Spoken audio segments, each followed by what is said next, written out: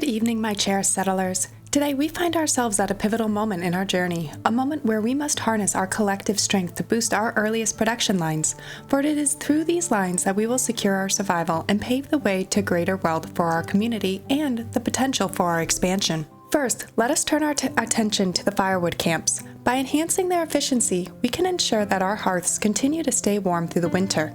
But let us not demolish the natural beauty of our land. Let us ensure that each tree we chop, new saplings are planted to replenish the forests. Next, we must invest in our workshops. These spaces are where our artisans transform raw materials into valuable goods. By boosting our production capabilities, we can create commodities that will increase our region's wealth. Imagine the satisfaction of seeing our craftsmen at work producing items that not only serve our needs, but also become sought-after treasures in trade. Each tool we create is a step toward greater self-sufficiency and prosperity. As we embark on this mission to boost our production lines, I urge each of you to lend your skills and dedication to this cause. Together, we will build a foundation of strength and resilience, ensuring that our manor not only survives, but flourishes.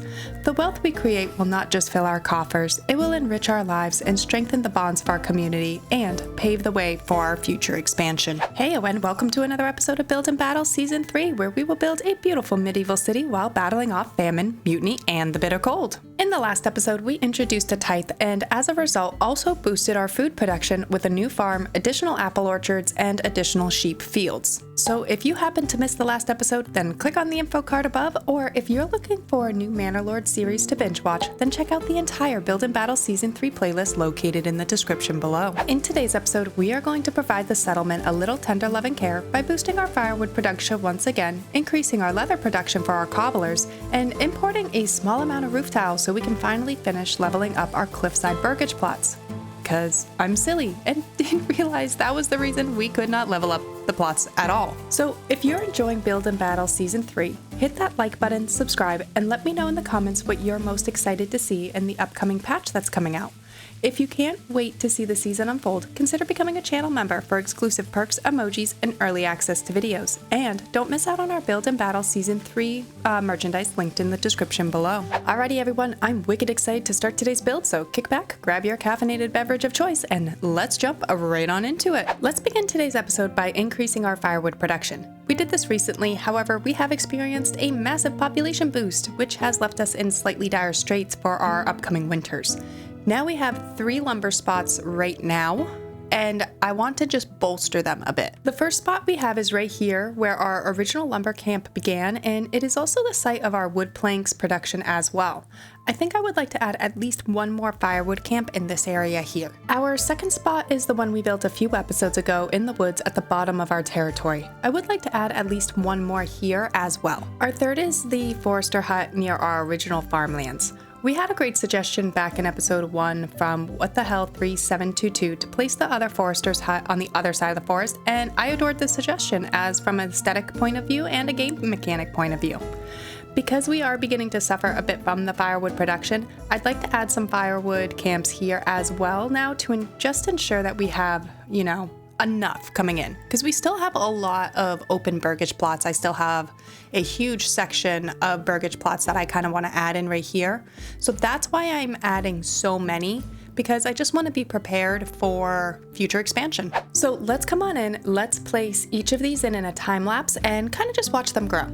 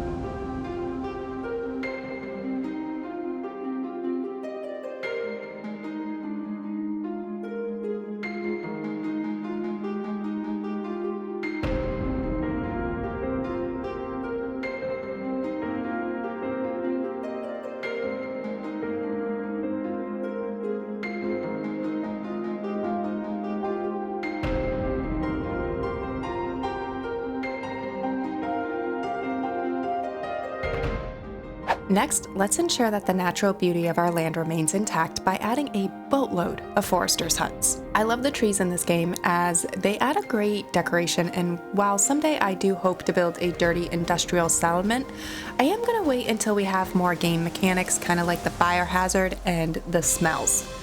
Now, we have a couple of buildings that cut down trees, such as the lumberyard and the firewood camp, and I like to add about one forester hut per tree cutting building. This might be a little overkill, but I think this just allows the foresters' huts and the tree growth to kind of outpace the lumberyard and the firewood camps to keep a nice lush forest and keep it from becoming, an open field.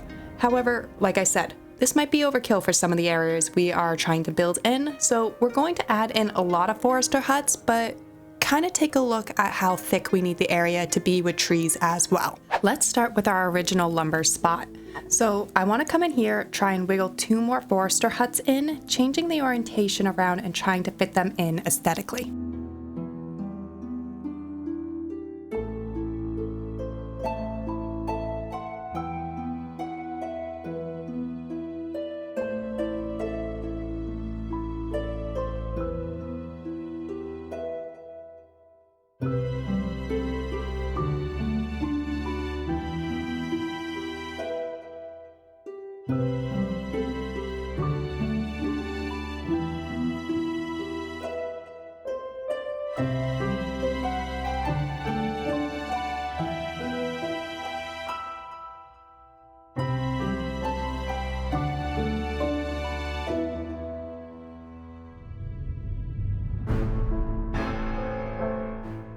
Next, let's come up to this area over here on the other side of the forest and add in a few more forester huts here, as I especially want to make sure that this forest right here does not disappear.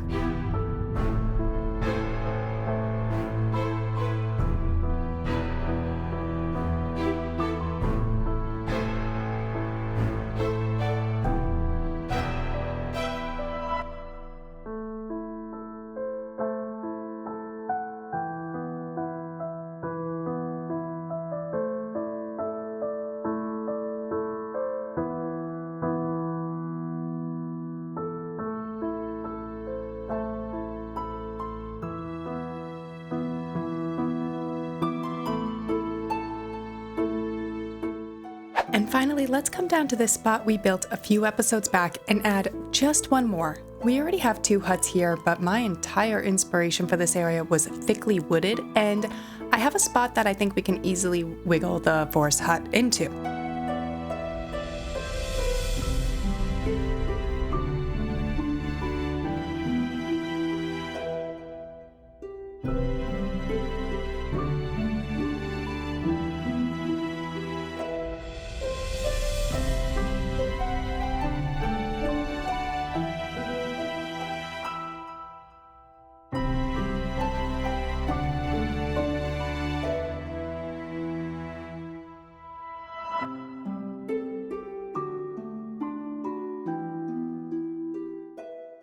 Now let's increase our shoe production. I feel like I have been ignoring shoes a bit since I have been so focused on our artisans crafting cloaks, clothes, and gambuses for trade.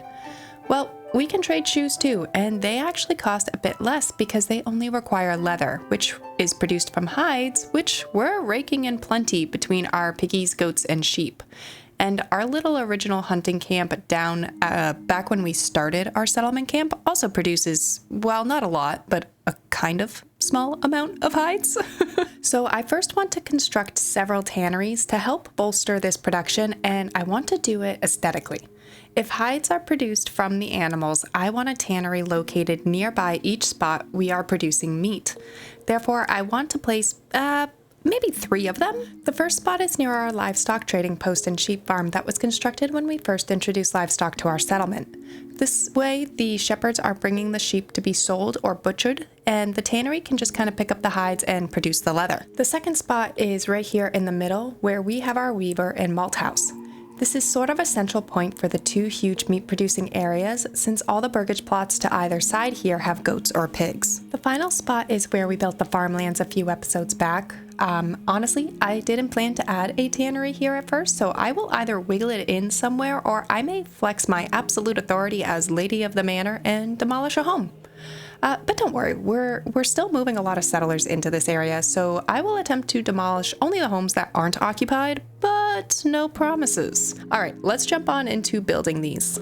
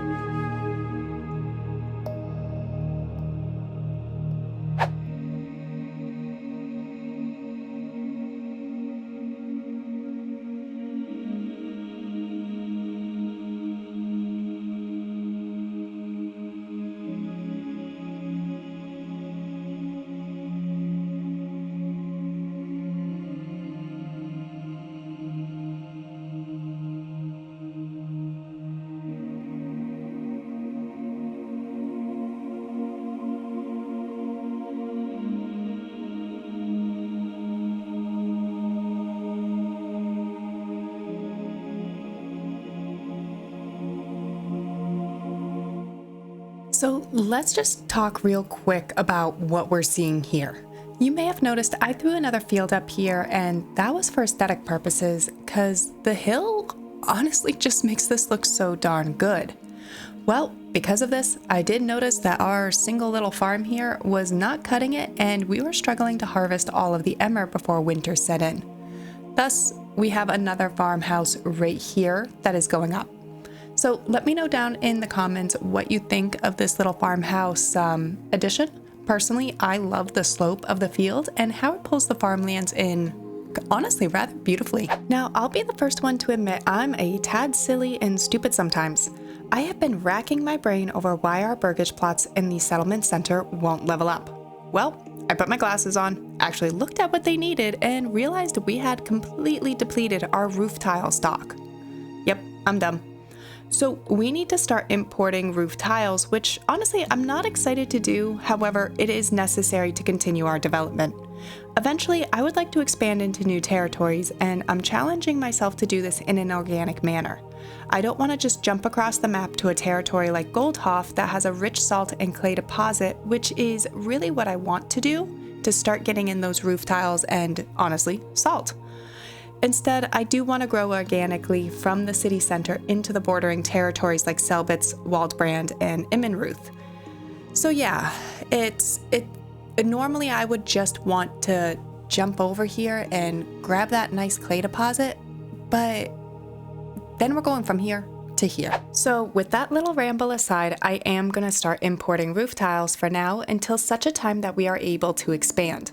So let's come into our trade post and start this trade line. I am going to keep our import cap to about 20 roof tiles, as I don't want to completely deplete our regional wealth once I have the ability to go ham and start upgrading everything. So let's just jump on in and let's work on importing some roof tiles.